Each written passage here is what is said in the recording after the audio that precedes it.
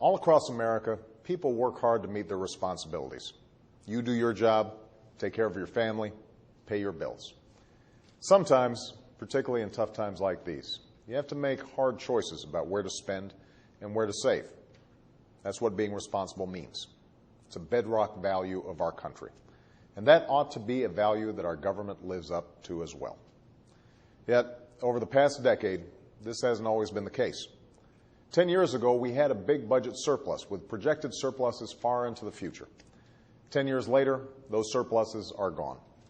In fact, when I first walked through the door, the government's budget deficit stood at $1.3 trillion, with the budget gap over the next decade projected to be $8 trillion.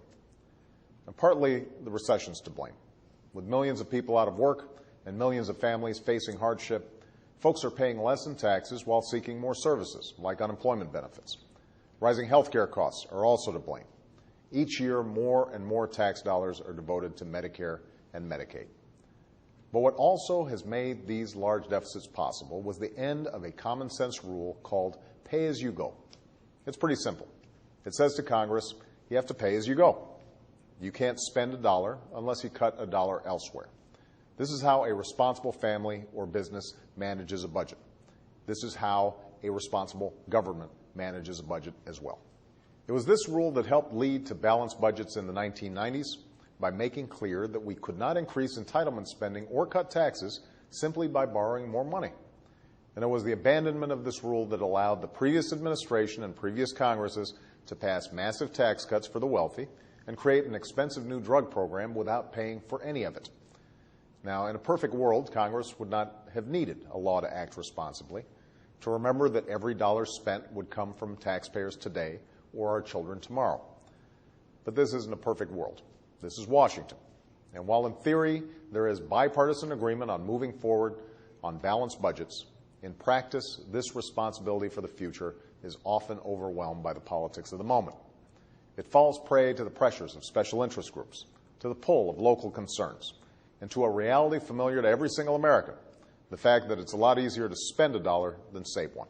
That's why this rule is necessary, and that's why I'm pleased that Congress fulfilled my request to restore it. Last night, I signed the pay-as-you-go rule into law. Now Congress will have to pay for what it spends, just like everybody else. But that's not all we must do.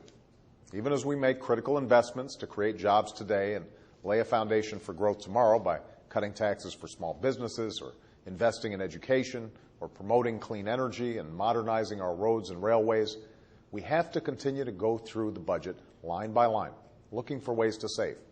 We have to cut where we can to afford what we need. This year, I've proposed another $20 billion in budget cuts, and I've also called for a freeze in government spending for 3 years. It won't affect benefits through Medicare, Medicaid, or Social Security, and it will not affect national security, including benefits for veterans, but it will affect the rest of the budget. Finally, I've proposed a bipartisan fiscal commission to provide recommendations for long-term deficit reduction, because in the end, solving our fiscal challenge, so many years in the making, will take both parties coming together, putting politics aside, and making some hard choices about what we need to spend and what we don't. It will not happen any other way. Unfortunately, this proposal, which received the support of a bipartisan majority in the Senate, was recently blocked. So I will be creating this commission by executive order. After a decade of profligacy, the American people are tired of politicians who talk the talk but don't walk the walk when it comes to fiscal responsibility. It's easy to get up in front of the cameras and rant against exploding deficits. What's hard is actually getting deficits under control. But that's what we must do. Like families across the country, we have to take responsibility for every dollar we spend. And with the return of pay-as-you-go, as well as other steps we've begun to take, that is exactly what we are doing. Thanks.